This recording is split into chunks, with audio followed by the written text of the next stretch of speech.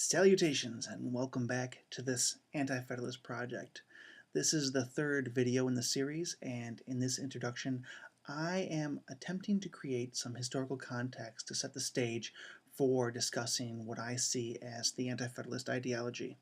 In the last video, I went over the Articles of Confederation, in which I discussed some of the weaknesses of the Articles, as they might have been perceived by the Federalists. In my own perspective, I feel the most significant cause leading up to the Philadelphia Convention was Shays Rebellion. As I discussed in the last video, during the Philadelphia Mutiny under the Articles of Confederation, Congress had already seen that many veterans of the Revolutionary War were upset that they had not received their promised pensions. And when Shays Rebellion broke out in 1786, it really rattled a lot of people and made many people question the efficacy of the Articles of Confederation. Daniel Shays was a veteran of the Revolutionary War, and after returning home to his farm, he became incensed at what he thought was the injustice of the Massachusetts tax and debtor laws. To get an idea of the mind of Shays or the men that followed him, imagine that you were a soldier during the Revolution.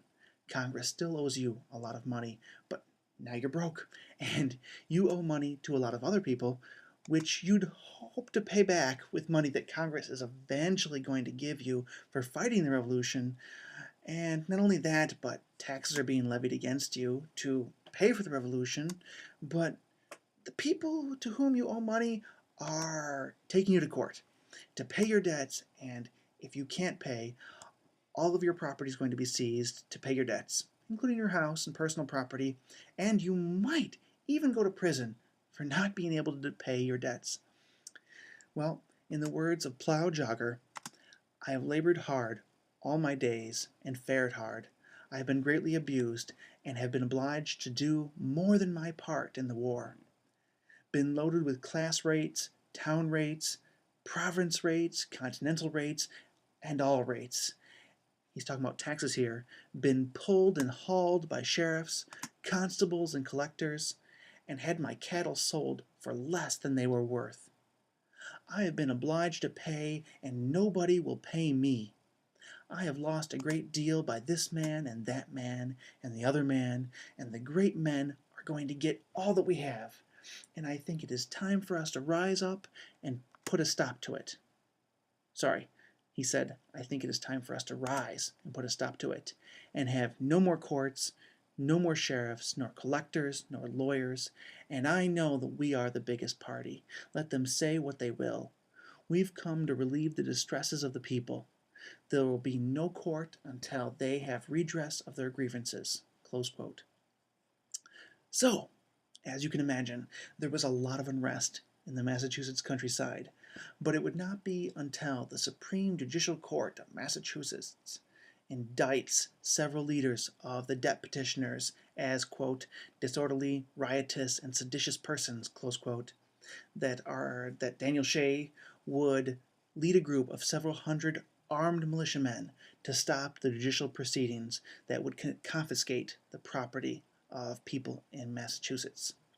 So Shays Rebellion wasn't about some crazy group of dissidents, but it was about many people who had been Revolutionary War veterans, some of whom had actually been conscripted. Having come back from the war, they had not received the promised pay from Congress, and yet they were being required to pay all of their debts or have severe legal penalties. Even so, Shays Rebellion really bothers a lot of people, and the fact that a lot of the so-called rebels that had themselves been the militiamen that were supposed to have been protecting law and order of the state made a lot of people think that a strong national government was needed to stifle these kinds of rebellions. Enter onto the stage Mr. Henry Knox, the Revolutionary War artillery commander who would become a confidant of George Washington by taking the artillery and munitions from Fort Ticonderoga and delivering them to Washington before the Battle of Bunker Hill, which was really on Breeder Hill. And Knox writes this to Washington regarding Shays Rebellion. They see the weakness of the government.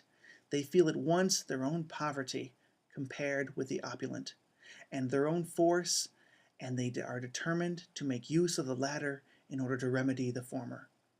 Their creed is that the property of the United States has been protected from the confiscations of Britain by the joint exertions of all, and therefore ought to be the common property of all.